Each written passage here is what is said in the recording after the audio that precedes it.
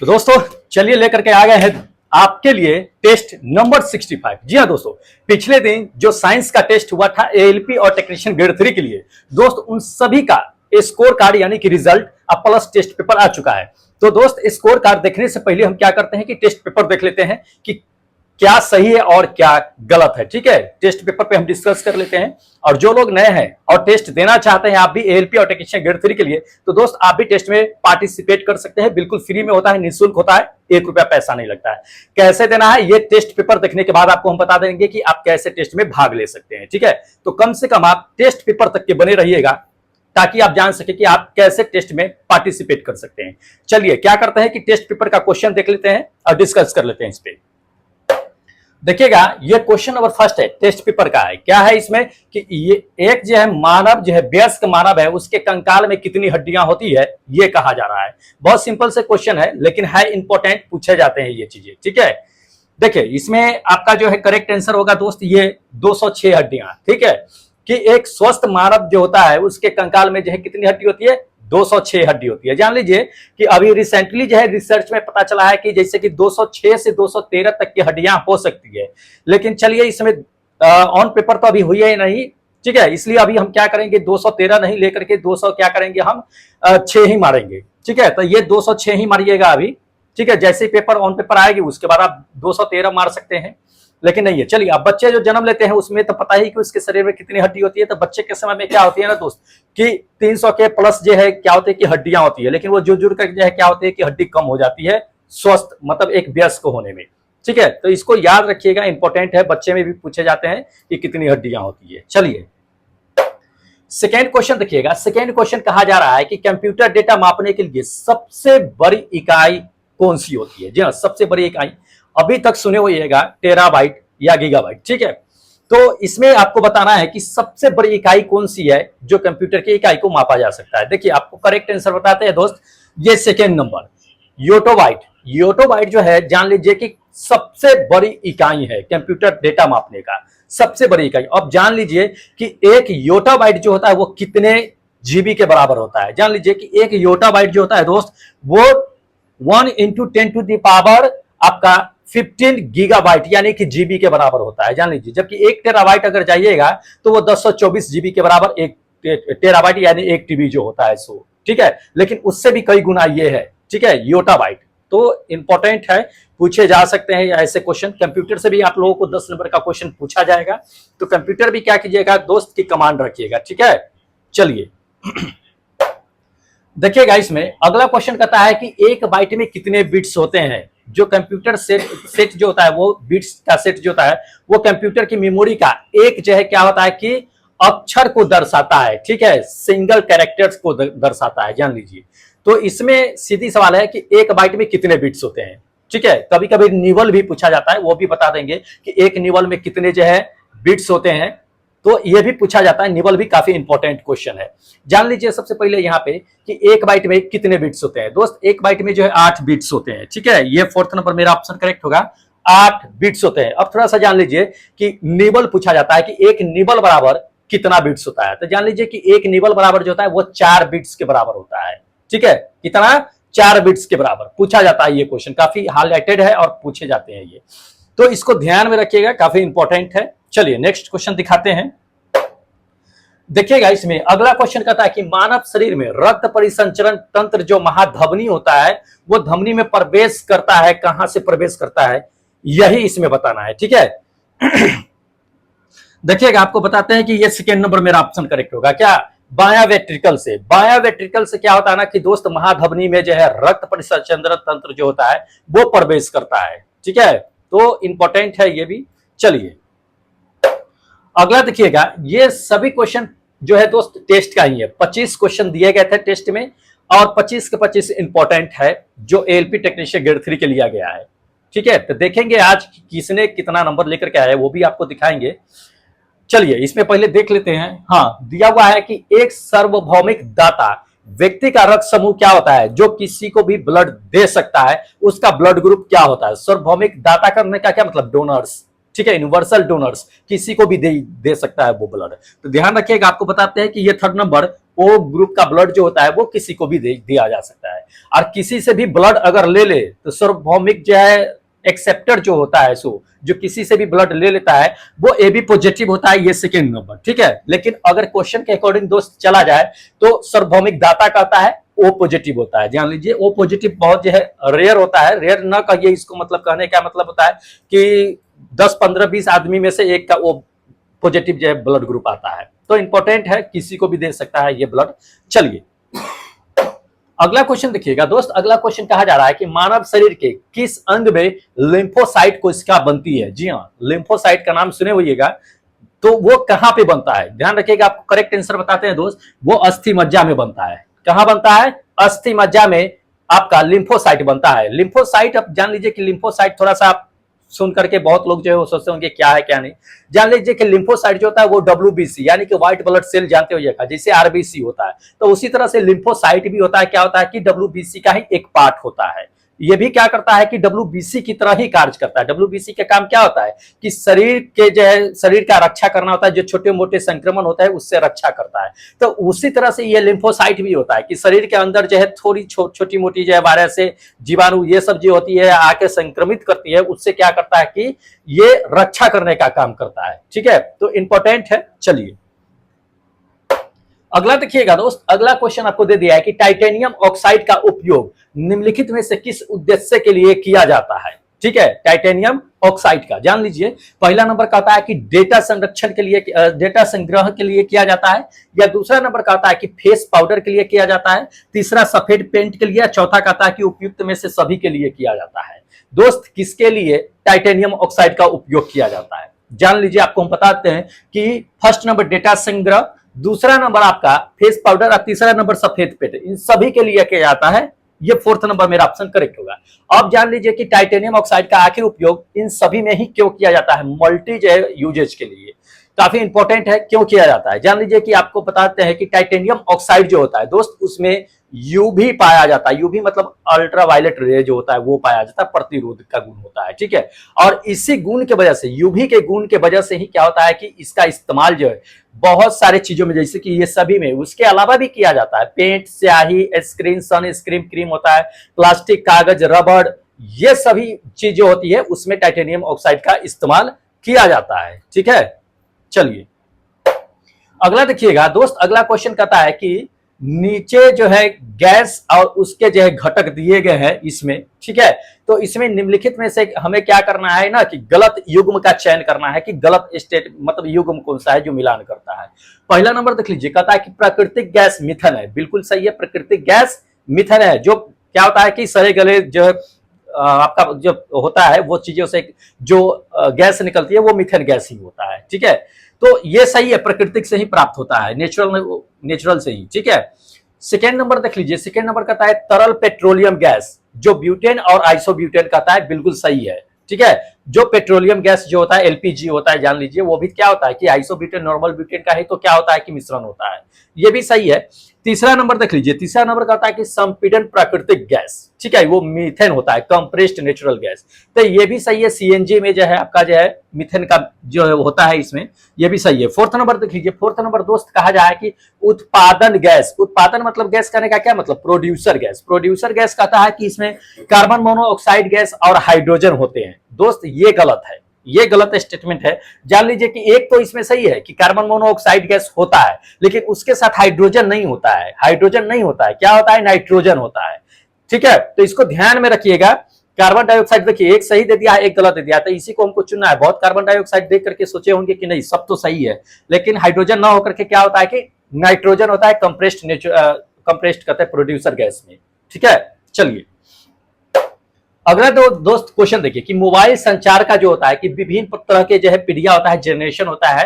ठीक है, उसके बारे में हमको क्या करना है कि निम्नलिखित में से कौन सा स्टेटमेंट गलत है, यही हमको चुनना है। तो ध्यान रखिए, आपको बताते हैं इसमें, देख लीजिएगा गलत स्टेटमेंट कौन सा है। आपको हम करेक्ट आंसर बताते हैं कि दोस्त ये सेकेंड नंबर मेरा गलत स्टेटमेंट है। क्या कहा जा रहा है कि दूसरी पीढ़ी जो 2G होता था, ठीक है, उसके मोबाइल संचरण में 5 जो है मेगाहर्ट्ज जो मल्टी कैरियर का जो है प्रणाली का उपयोग किया जाता है। तो दोस्त ये गलत है, 2G में नहीं किया जाता है। ठीक है, यहाँ पे सेकेंड जनरेशन की बातें कर रहा है, तो सेकेंड जनरेशन यानी कि 2G में आपका 5 मेगाहर्ट्ज जो है कैरियर प्रणाली का इस्तेमाल नहीं किया जाता है। किसमें किया जाता है? तो ये 5 मेगाहर्ट्ज जो है कैरियर प्रणाली का इस्तेमाल जो किया जाता है दोस्त 2G में नहीं बल्कि 3G में किया जाता था। किसमें? 3G में किया जाता था। ठीक है, तो इसको ध्यान में रखिएगा, इंपॉर्टेंट है। चलिए अगला क्वेश्चन आपको दिखा देते हैं हम। देखिएगा दोस्त, अगला क्वेश्चन इसमें कहा जा रहा है कि सोना और क्या होता है ना कि सोना और प्लैटिनम दे दिया है। ठीक है, तो सोना और प्लैटिनम का जो आभूषण बनता है, गहने जो बनता है, उसको भारी बनाने के लिए जौहरी किस धातु का इस्तेमाल करता है? ठीक है, ताकि वो भारी, जैसे कि लिक्विड फॉर्म में होता है तो उसमें कुछ मिलाया जाता है जिसकी वजह से वैसे भी सोना को भारी करने के लिए मिलाया जाता है, सोने और प्लैटिनम को। तो उसे भारी करने के लिए जौहरी जो है किस धातु का इस्तेमाल करते हैं? तो आपको करेक्ट आंसर बताते हैं दोस्त, ये सेकेंड नंबर किसका? इरिडियम का करता है। इरिडियम का इस्तेमाल करके क्या होता है कि सोना और प्लैटिनम जो होता है उसे भारी धातु बना दिया जाता है। चलिए देखिएगा नेक्स्ट क्वेश्चन दोस्त। नेक्स्ट क्वेश्चन में कहा जाता है कि निम्नलिखित में से कौन सी गैस जो है भूकंप आने के बाद जो है कुछ ही मिनटों के बाद जो है या कुछ ही घंटों के बाद जो है जमीन से निकलना शुरू हो जाती है या निकल जाती है? ठीक है, तो बताना है इसको, ध्यान रखिएगा। जिसके भूकंप आती है तो भूकंप आने के बाद क्या होता है कि भूकंप के जमीन के नीचे जो प्लेट्स होते हैं वो प्लेट्स आपस में क्या होता है कि टकराते हैं। टकराने के बाद क्या होता है कि उसमें से गैस निकलती है। तो वो कौन सी गैस निकलती है ये बताना आपको। जान लीजिए कि एक तो गैस प्लेट के टकराने से एक तो मीथेन गैस निकलता है। ठीक है, इसमें मीथेन गैस दिया हुआ है नहीं। दूसरा जान लीजिए कि इसमें रेडॉन गैस भी निकलता है। तो ये फोर्थ नंबर मेरा ऑप्शन करेक्ट होगा, रेडॉन गैस। ठीक है, इंपॉर्टेंट है। चलिए अगला क्वेश्चन दिखाते हैं आपको।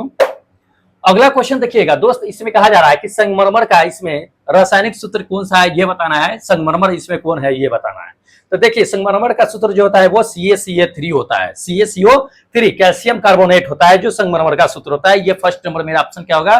करेक्ट होगा, कैल्शियम कार्बोनेट, ये संगमरमर का ही सूत्र होता है। चलिए देखिएगा अगला नंबर क्वेश्चन, क्या क्या कहा जा रहा है इसमें कि जब हम लिफ्ट में अपेक्षाकृत क्या होता है ना कि अधिक भार जो महसूस करते हैं तब लिफ्ट का डायरेक्शन क्या होता है? लिफ्ट क्या होती है? जब हम भार महसूस करते हैं, अधिक भार, जान लीजिए भारहीनता की बात नहीं कर रहा है, वेटलेस की बात नहीं किया जा रहा है, यहाँ पे हेवी वेट की बात किया जा रहा है। ठीक है, तो हेवी वेट हम कब महसूस करेंगे इसमें दोस्त? जैसे ही लिफ्ट में रहेंगे खड़ा और लिफ्ट क्या होगा कि ऊपर, जैसे ही इनिशियल पॉइंट से ऊपर जाना शुरू करेगा वैसे ही हम क्या करेंगे कि अपने आप को बहुत ज्यादा भार महसूस करेंगे। जान लीजिए, तो ऊपर जैसे ही लिफ्ट जाएगा वैसे ही भार हम महसूस ज्यादा करेंगे। ये सेकंड नंबर मेरा ऑप्शन करेक्ट होगा। और वेटलेस पूछा जाता है कि कभी कभी भारहीनता कब आप लिफ्ट में महसूस करेंगे?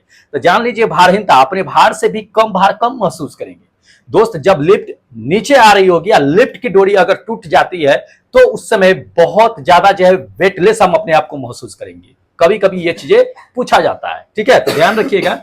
ऐसे अकॉर्डिंग टू क्वेश्चन ये फर्स्ट सेकेंड नंबर मेरा आंसर क्या होगा कि करेक्ट होगा। ठीक है, चलिए अगला क्वेश्चन देखिएगा दोस्त। अगला क्वेश्चन ये कहा जा रहा है कि मोबाइल फोन में जो बैटरियां होती है वो निम्नलिखित में से किस धातु का इस्तेमाल करके बनाई जाती है? मोबाइल फोन का जो बैटरी होता है सो जान लीजिए, करेक्ट आंसर बता देते हैं आपको। ये fourth number lithium. Mobile battery में जो है लिथियम बैटरी होता है। बैटरी के पीछे जो देखिएगा या पहले समय में बैटरी जो आती थी उसको निकाल करके देखते थे, या नेट पे ही सर्च कीजिएगा अब मोबाइल बैटरी का, उसमें देखिएगा Li करके लिखा होगा लिथियम बैटरी। लिथियम बैटरी जो होता है ना दोस्त काफी कॉस्टली होता है। ठीक है, तो क्योंकि इसका लाइफ जो होता है वो लंबा होता है, काफी लॉन्ग लाइफ होता है, और इसमें लिथियम की वजह से क्या होता है ना कि इसे जो है महंगा बनाया गया है। ठीक है,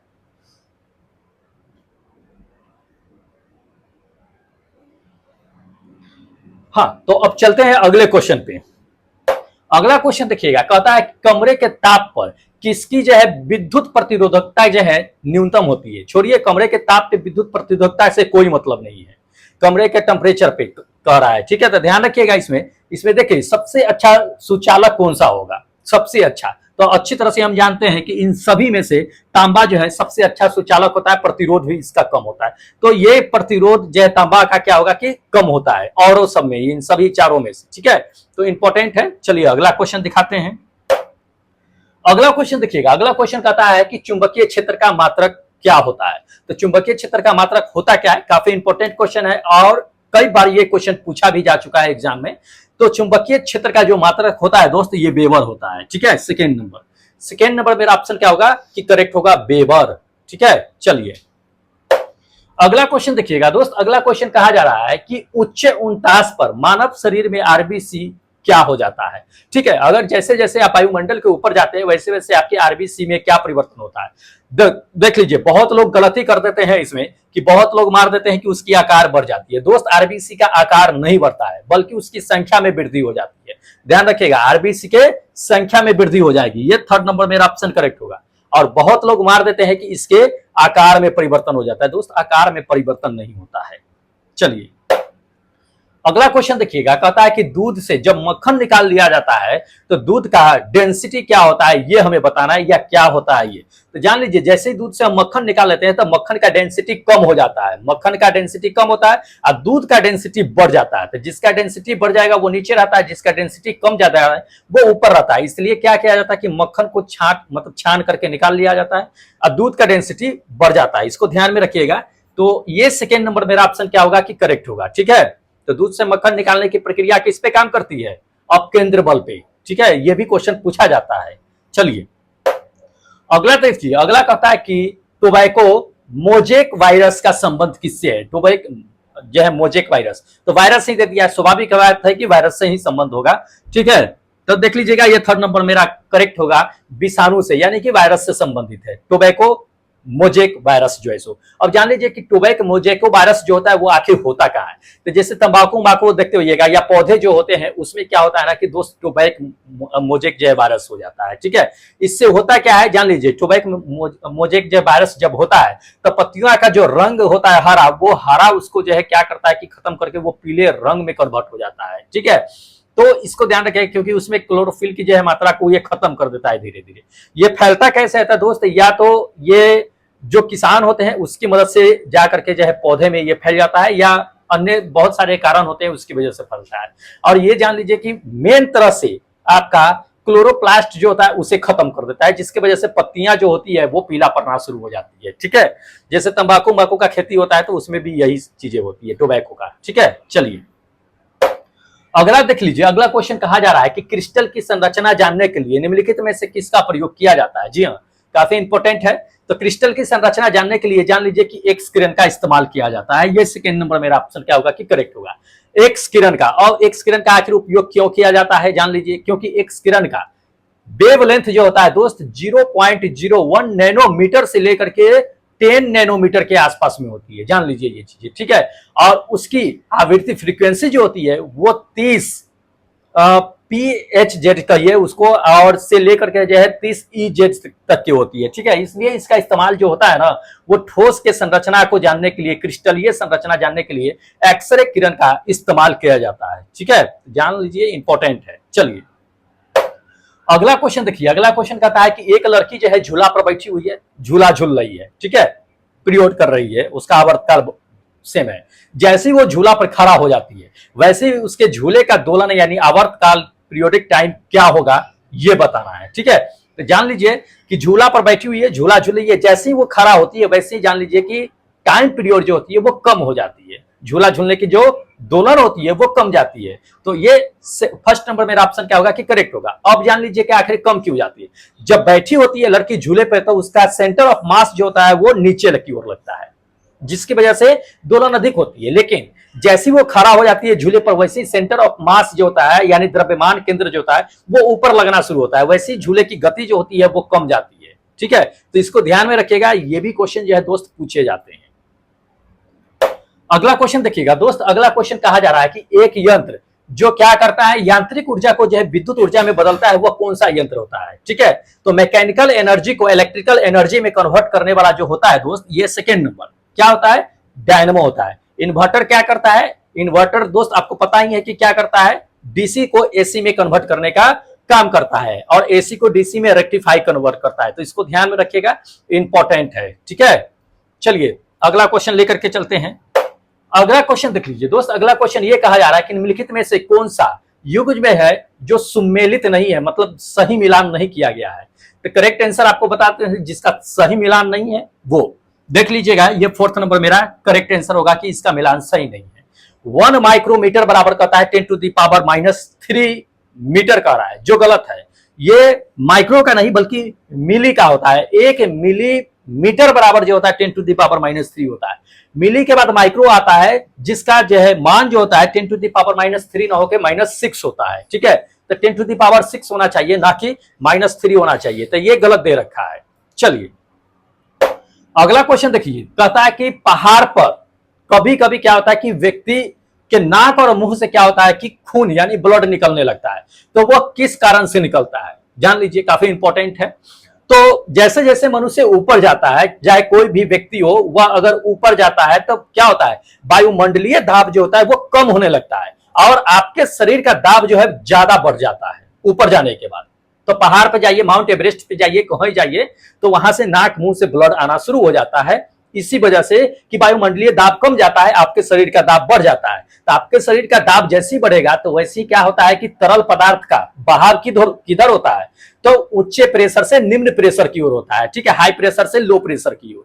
ठीक है, जैसे कि मान लीजिए कि अगर ग्लास से पानी है, उसको दबाइएगा तो हाई प्रेशर लगेगा, तो उसका बहाव किधर होगा, उसका बहाव उधर होगा जिधर निम्न दाब होगा, तो उसका उधर जो है बहाव होना शुरू हो जाता है। तो यही बात होता है कि मनुष्य जब ऊपर जाता है तो वायुमंडलीय दाब कम जाता है, मनुष्य का शरीर का जो दाब होता है वो बढ़ जाता है, जिसकी वजह से अंदर का लिक्विड जो है वो बाहर आना चाहता है, जिसकी वजह से नाक और मुंह से ब्लड आना शुरू हो जाता है। तो ध्यान रखिएगा, करेक्ट आंसर आप देख लीजिए कि इसमें जो दोष होगा ये 4th नंबर होगा। ठीक है, ये 4th नंबर कि उच्च दाब बढ़ने के साथ वायुमंडलीय दाब क्या होता है कि ऊपर घट जाता है। ठीक है, तो इंपॉर्टेंट है।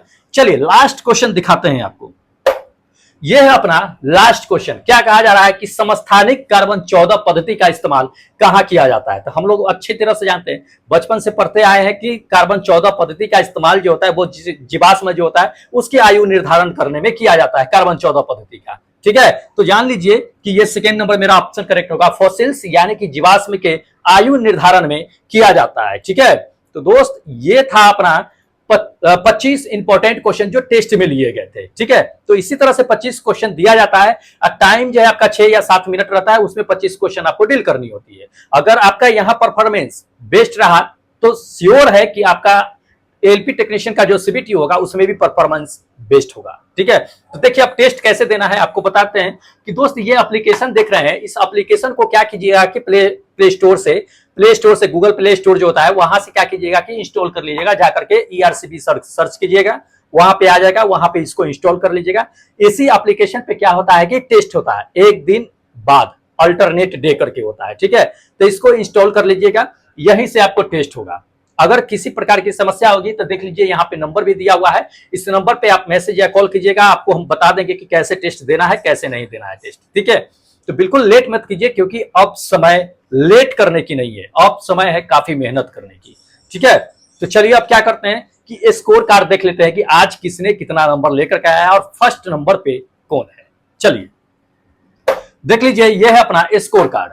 आज जो है स्कोर कार्ड में देख लीजिएगा ए ग्रेड में जो है एक ही आदमी है जो हमेशा टॉप पे बने रहते हैं, वो भी है, देख लीजिए संजय कुमार यादव जो ए ग्रेड में है और फर्स्ट रैंक लेकर के आए हैं। सेकेंड में देखिएगा, सेकेंड नंबर पे जो है दोस्त आपका सुमित गुज्जर साहब है जो राजस्थान से है, सेकेंड नंबर पे है। थर्ड नंबर पे जो है आपका गुड्डू यादव है, ये तीनों अच्छा परफॉर्मेंस किए हैं, बहुत अच्छा है। चलिए उसके बाद देखिएगा चौथे नंबर पे जो है अरविंद भाई है, पांचवें नंबर पे शिशु प्रिया है, उसके बाद छठे नंबर पे ये गुलाम रेहान भाई है। ठीक है, छठे नंबर पे।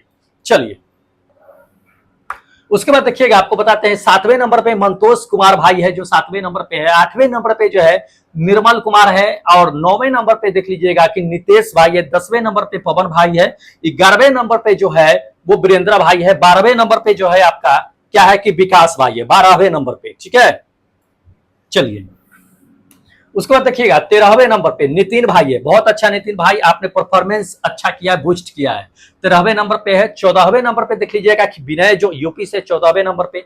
15वें नंबर पे देख लीजिएगा आपका कि अविनाश जो रोहतास रोसड़ा से है आई थिंक।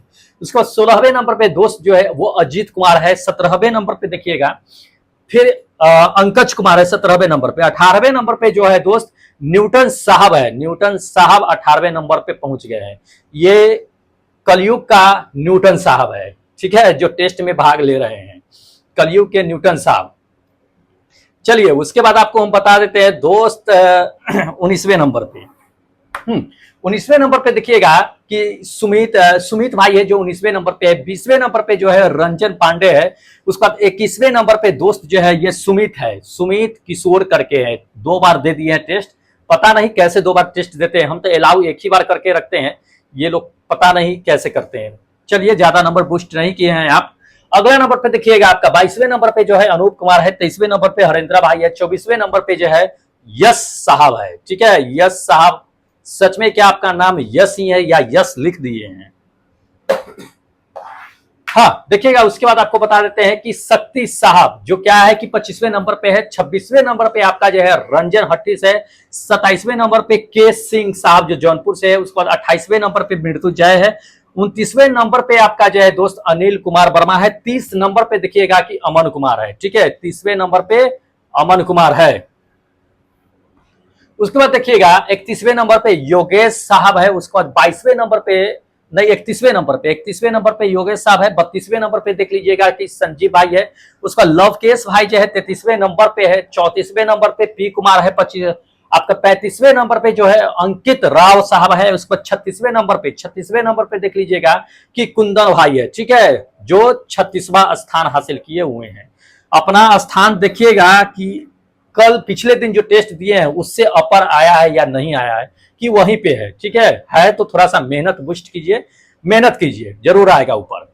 चलिए, उसके बाद देख लीजिएगा आपको बताते हैं कि 37वें नंबर पे दीपक कुमार है। और 30वें नंबर पे आपका जो है विकास कुमार है। उसके बाद जो है आपको बताते हैं कि 39वें नंबर पे दोस्त ये विकास शाह है। उसके बाद जो है 40वें नंबर पे जावेद आलम भाई है। उसके बाद जो है कालीनाथ भाई जो है 41वें नंबर पे है। 42वें नंबर पे क्लेमेंट साहब है जो बिलासपुर से है। ठीक है, तो ये जो है 42वें नंबर पे है। चलिए आगे बता देते हैं आपको। 43वें नंबर पे देख लीजिएगा कि सुबोध भाई है। उसके बाद जो है 44वें नंबर पे बसंत भाई है। 45वें नंबर पे जो है आपका एमडी आजाद भाई है।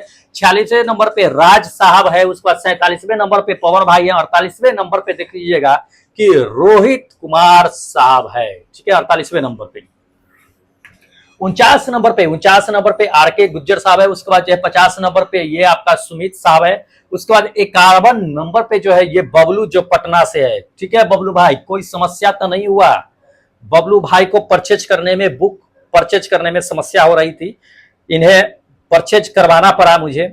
ठीक है, तो बबलू भाई पढ़ा कीजिए। अच्छा है कि आपका 51 नंबर है, लेकिन चलिए थोड़ा सा और पढ़ लीजिए, बूस्ट कीजिए, सही रहेगा। ठीक है, थोड़ा सा और मेहनत की जरूरत है। 52 नंबर पे देखिएगा, 52 नंबर पे क्या है कि राम जतन भाई है। 53 नंबर पे आपका क्या है कि राम दयाल है। 54 नंबर पे जो है आपका क्या है कि अनिल कुमार भाई है। ठीक है, 54 नंबर पे। चलिए आगे बता देते हैं आपको। देखिएगा 55 नंबर पे 55 नंबर पे जो है अभिषेक भाई है। उसके बाद 56 नंबर पे जो है आपका विपिन भाई है। उसके बाद 57 नंबर पे बम बम भाई है। ठीक है, उसके बाद 58 पे देख लीजिए कि हरिओम भाई है। 59 पे जो है पंकज कुमार है। उसके बाद जो है 60 नंबर पे दोस्त अनूप कुमार है। 60 नंबर पे। ठीक है, चलिए देख लीजिएगा 61 पे बबलू चौधरी है। उसके बाद जो है 62 नंबर पे जो है विक्रम भाई है। 63 नंबर पे जो है अजीत यादव है। उसका 64 नंबर पे जो है पंकज साहू है। 65 पे जो है क्या है कि मयंक भाई है। 66 नंबर पे क्या है आपका जो है रत्नाकर भाई है। ठीक है, 66 नंबर पे। चलिए 67 नंबर पे देखिएगा कि ओमकार पटेल साहब है। उसके बाद 68 नंबर पे जो है आपका जावेद भाई है। उसके बाद जो है 69 नंबर पे देख लीजिएगा, 69 नंबर पे रोशन साहब है। उसका 70 नंबर पे सुरदर्शन भाई है। उसका 71 नंबर पे देख लीजिएगा कि आपका जो है राकेश भाई है। 72 नंबर पे जो है आपका सुजय भाई है। ठीक है, सुजय भाई। चलिए अगला देखिएगा, अगला आपको बताते हैं कि 73 नंबर पे अनुराग गोदी साहब है। उसके बाद जो है आपका 74 नंबर पे जो है तेज भाई है। उसके बाद 75 नंबर पे आपका हरिमोहन भाई है। 70 आपका जो है 76 है। 76 पे अनिल कुमार है। 77 पे धीरेश चंद्रा जो सोनभद्रा से है। तो उसके बाद जो है 78 नंबर पे इंद्रजीत साहब है। ठीक है, काफी लोगों ने टेस्ट में पार्टिसिपेट किया है। चलिए 79 नंबर पे देख लीजिएगा कि यतेंद्र साहब है। उसके बाद जो है आपका 80 नंबर पे जो है मुनेंद्र वर्मा, जिला बदायूं, यूपी से ही है। उसके बाद जो है 81 नंबर पे प्रकाश कुमार है। 82 नंबर पे देख लीजिएगा आपका कि रवि साहू है। 83 नंबर पे देख लीजिएगा कि अंजू कुमार है। उसके बाद 84 नंबर पे दोस्त आपका जो है ये सुदामा भाई है, ठीक है, 84 नंबर पे। चलिए 85 नंबर पे देख लीजिएगा कि कमलेश भाई है। उसके बाद 86 नंबर पे जो है ये विष्णु साहब है। उसके बाद 7 नंबर पे जो है रंजय साहब है। 88 नंबर पे जो है पूर्णिमा सिंह है। उसके बाद 89 नंबर पे क्या है कि आपका ये धनवंत साहब है। उसके बाद जो है 90 नंबर पे देख लीजिएगा, 90 नंबर पे दोस्त जो है ये राम सहाय साहब है, ठीक है। 91 पे देखिएगा, 91 पे सचिन साहब है। 92 पे धर्मेश्वर है, ठीक है, हाँ धर्मेश्वर साहब है। उसके बाद जो आपको दे दिया है कि 93 पे सुल्तान साहब है। उसके बाद जो है 94 नंबर पे ये भूषण कुमार साहब है। उसके बाद 95 नंबर पे देख लीजिएगा कि देव कुमार गुमला, आई थिंक यही है। उसके बाद 96 नंबर पे जो है नरेश मीना है, ठीक है, 96 नंबर पे नरेश मीना है। चलिए देख लीजिएगा। उसके बाद आपको बताते हैं कि 97 नंबर लेकर के जो आए 97 पे ये रमेश कुमार है। उसके बाद 98 नंबर पे ये विकास है। उसके बाद जो है 99 नंबर पे ये जितेंद्र कुमार जो यूपी से है। दोस्त थोड़ा सा और मेहनत पोस्ट कर लो आप। 100 नंबर पे जो है दोस्त आज जो है ये राजेश कुमार है जो 100 नंबर पे है। उसका विजय कुमार जो है आपका क्या है कि 101 नंबर पे है। उसका 102 नंबर पे देख लीजिएगा कि टिंकू भाई है। 102 नंबर पे टिंकू भाई है। चलिए 103 नंबर पे देख लीजिएगा कि विजय कुमार साहब है। टिंकू भाई फिर दे दिए हैं आपका जो है, अच्छा ये तो नहीं, टिंकू भाई तो ऊपर ही गए थे। यस दे दिए हैं 103 नंबर पे, ठीक है। 104th नंबर पे देख लीजिएगा कि आपका दे दिया है कौन सा, ये सतेश भाई है, सतेश पाठक भाई है। ये 104 पे। 105 पे जो है सुमित कुमार है। 106 नंबर पे अतुल साहब है। तो दोस्त इतने लोगों ने क्या क्या है कि टेस्ट में पार्टिसिपेट किए हैं, ठीक है। तो दोस्त जो लोग अभी तक टेस्ट में मतलब टेस्ट नहीं दिए, टेस्ट जा करके दे लीजिएगा, क्योंकि आज जो है क्या है कि टेस्ट नंबर 66 एक्टिव है। तो एप्लीकेशन डाउनलोड कीजिएगा, वहीं से क्या कीजिएगा कि 66 जो है टेस्ट अटेम्प्ट कीजिएगा। फिर नेक्स्ट डे है इसका स्कोर कार्ड आएगा और इस पे डिस्कस किया जाएगा, ठीक है। और जो लोग अभी तक चैनल सब्सक्राइब नहीं किया दोस्त चैनल सब्सक्राइब कर लीजिए, क्योंकि आने वाली जो वीडियो होगी वो एएलपी और टेक्नीशियन ग्रेड 3 के लिए काफी हेल्पफुल होगी, इसलिए आपको बताते हैं फटाफट चैनल सब्सक्राइब कीजिए। जो लोग कर रखे हैं चैनल उसे क्या कीजिए कि वीडियो को लाइक कीजिए, सब्सक्राइब कीजिए, अपने दोस्तों में भी शेयर कीजिए, ठीक है। चलिए अब हमें क्या कीजिए कि इजाजत दीजिए, फिर मिलते हैं अगले वीडियो में अगले सेट के साथ। तब तक जय हिंद दोस्तों।